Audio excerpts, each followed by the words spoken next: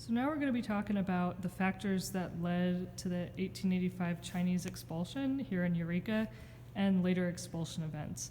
And before I get into this, it's really important to note that the events that happened in Eureka are very, very, very closely tied to other things that were happening nationally. And that's a really fascinating topic to look into, especially because we're considered a very rural area. And the fact that we're connected to these larger, nationwide, statewide forces is really important to keep in mind in this event, as the 1885 expulsion, later expulsion events here and in other places were not isolated. They were connected to a larger kind of framework of expulsion, how expulsion should be going on, who should be expelled, and things related to that. So we'll take a look at this case. So these are two maps. These are from something called the Sanborn maps. So Sanborn was a fire insurance company. They'd come through different towns in the county and map out buildings and cisterns and things like that for their fire insurance purposes. But these maps are very helpful in seeing how the county changed over time. So here in this map, you can see Chinatown is right here. So this is where, if you're familiar with Eureka, Coast Central Credit Union is at now. So you can kind of imagine, these are photos of the buildings that were in Chinatown. You can see a guy here with his shoulder poles and baskets. So this map was drawn in May 1886, and that was a year and 3 months after the Chinese expulsion in Eureka. And the buildings were mostly marked as vacant. So I found out recently that the buildings in Chinatown weren't torn down for a couple of years after the Chinese were expelled, and that had to do with the guy who owned the land, Mr. Ricks, who owned this livery as well across the way. He was concerned that the Chinese would sue him for breaking their lease. And I can maybe talk a little bit more about that later. But anyway, so there's Chinatown. And in the story of the Chinese expulsion, this Centennial Hall, located right nearby, becomes a very important location. And this was built for celebrating the centennial of the Declaration of Independence. This was built in 1876, of course. The Declaration was signed in 1776. So there's Chinatown. And then in 1889, here's that same block. Notice it looks very different. So this is 4 years and 8 months after the Chinese expulsion in Eureka. Looks very different. All right, so what exactly happened in the Chinese expulsion? We'll talk a little bit about that. I'll put you with this picture of Chinatown. So the Chinese expulsion happened on February 6th, 1885, but it didn't come out of the blue. In the days leading up to it, there were local papers that were noting there was an increase in gunfire around Chinatown. They were attributing it to the Chinese residents and waved it off as foolishness on the side of the Chinese. There was a newspaper story that said, if this continues and the wrong person gets shot, it's going to be the end of the Chinese here in the county. And that newspaper story came out literally the day before February 6th. So it was really ominous kind of newspaper article. So one of those gunfights that had been happening was the flashpoint of this expulsion event. So on the 6th, February 6th, 1885, there was a gunfight going on in the street, and a guy named Councilman Kendall, who I believe was walking to his office from his home, happened to be walking by. There was also a young boy who was walking by when gunshots were exchanged, and Kendall was killed in the crossfire, and the young boy was hit in the foot by a stray bullet. He was okay, but Kendall died. And within an hour, word had gotten out about Kendall's death, and literally hundreds of people had shown up in the area calling for some kind of action to be taken. And so luckily, someone was able to round everyone up and send them to Centennial Hall, which was right nearby. And I've seen estimates of 600 people showing up and assembling at Centennial Hall. And there was a meeting called. Early kind of suggestions on what should be done included burning Chinatown down with all the residents inside. Other ones included rounding up the Chinese and sending them into the forests, and whatever happens to them happens. Both of those suggestions were shot down by the sheriff, who said, "I'm here to enforce the law. We're not going to be getting all doing illegal stuff on this. We need to come up with some other way to deal with this issue." And at this point in time, he had arrested about 20 people that they believed had something to do with the shooting. And the local town leadership had sent out a version of the National Guard to protect the prison and to kind of just be on hand in case things got out of hand. So at this meeting, what the kind of group settled on would be the way to go is that a committee of 15 was formed, and that committee comprised of many leading local folks that you read the list and you're like, oh, crud, I didn't realize many of those names. One of the Booners was on that list. Ricks was on the list. There was a guy named Bledsoe who was on that list. And that list is actually very easy to get a hold of if you look up Chinese and Eureka in a variety of different newspaper sources. It's really easy to find that list. So that committee was sent to tell the leaders of Chinatown that the Chinese had 24 hours to pack up their things and be at the docks for 2 waiting ships to take them to San Francisco. And some of these people that were told to pack up and leave had lived here for more than 10 years. So these were people with established roots in this community that were being sent away, along with anyone else who was Chinese, looked Chinese, didn't matter. You had to be rounded up and you were forced out. And there were groups of people that went into kind of more rural areas. If they found a Chinese person, they told them, hey, you're coming with us, we're taking you to the docks and you're leaving. And one sort of exception, I guess, on this was that there was a guy named Charlie Moon who worked on the Bear Ranch, and I'll talk a little bit about him later. But the people who were rounding up Chinese people around town and in these rural areas were really proud of the work they were doing. There were even kids that got involved with it. So within 24 hours, the Chinese people had packed up their things, they had gone down to the docks, they took whatever they could carry, they were loaded up onto ships and were sent out to San Francisco. And the people in San Francisco didn't know what had happened in Eureka. Of course, this is a time before electricity and modern forms of communication. So the ships arrived at a time when there wasn't anyone really at the docks, so everyone came off the boats and kind of disappeared into the city. But that isn't where this story ends. There were a group of Chinese merchants that came together with a guy named Consul B, Frederick B.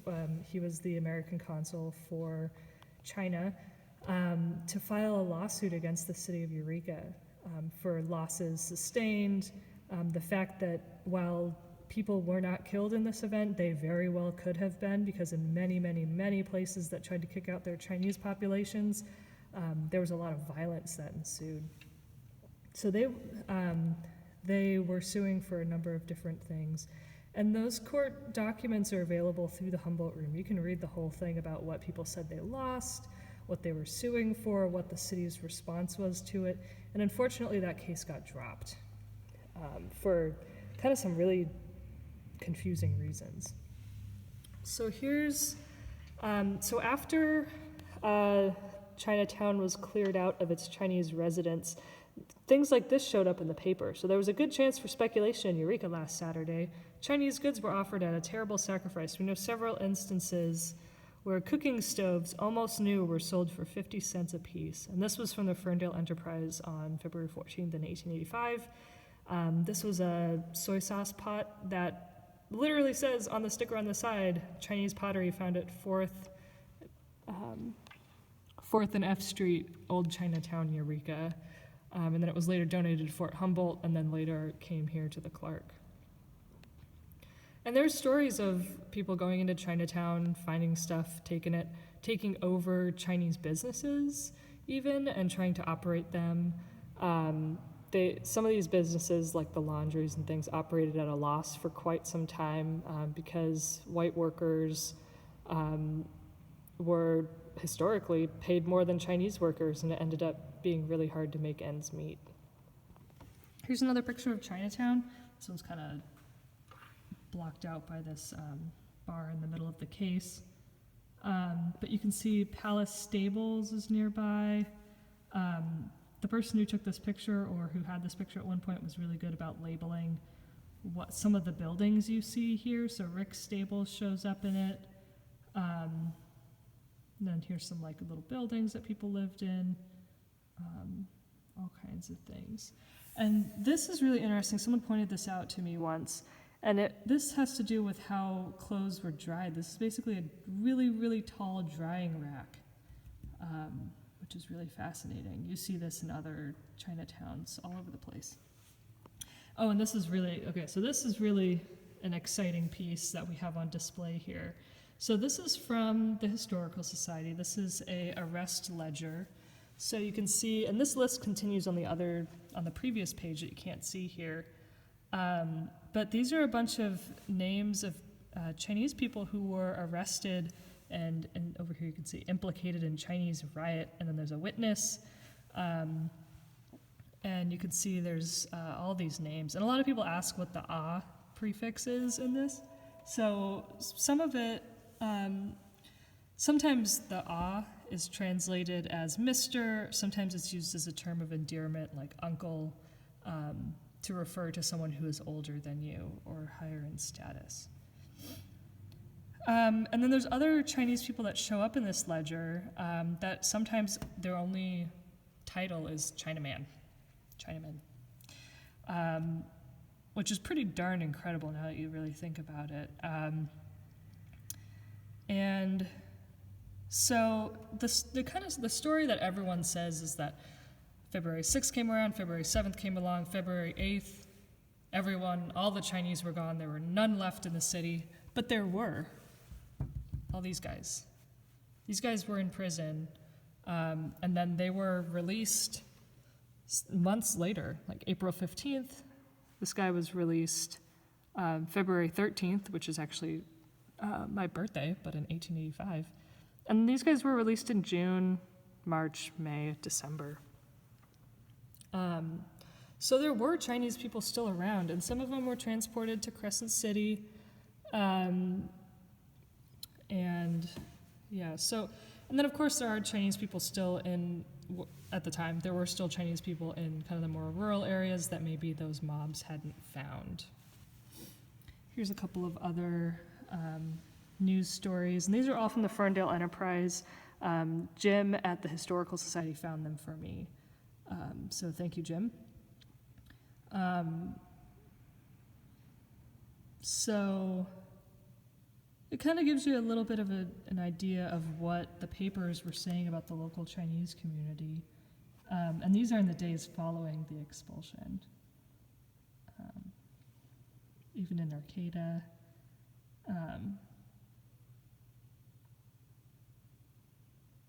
And this news story has to do with the claim made against the city, which there were other locations that tried to sue their cities for expelling the Chinese populations, especially in violent instances. Some of those cases did end up working out in the favor of the Chinese, but many of them didn't.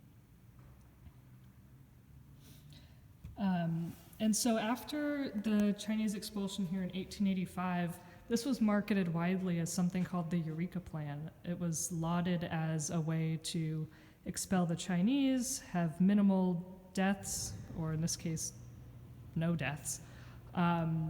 And people carried this story with them to other regions that had Chinese people and used this as a premise, or not as a premise, but as a kind of a framework for expelling their Chinese populations.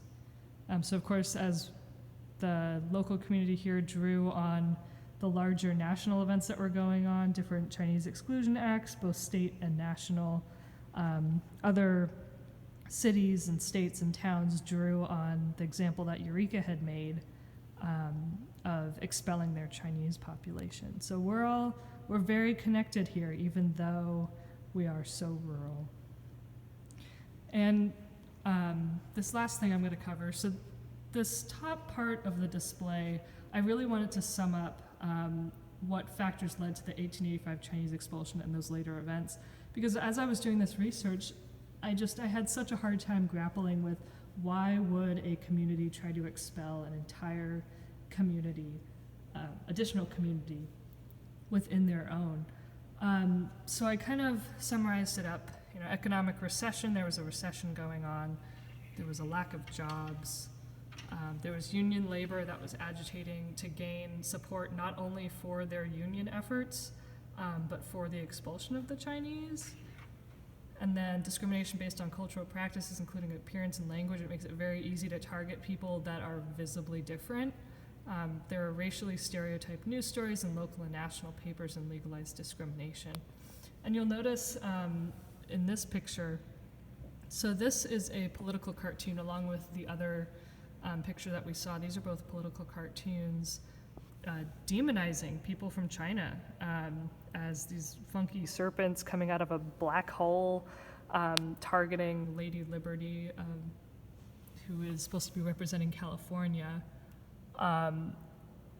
Whereas, these other immigrants coming from other areas are celebrated and welcomed.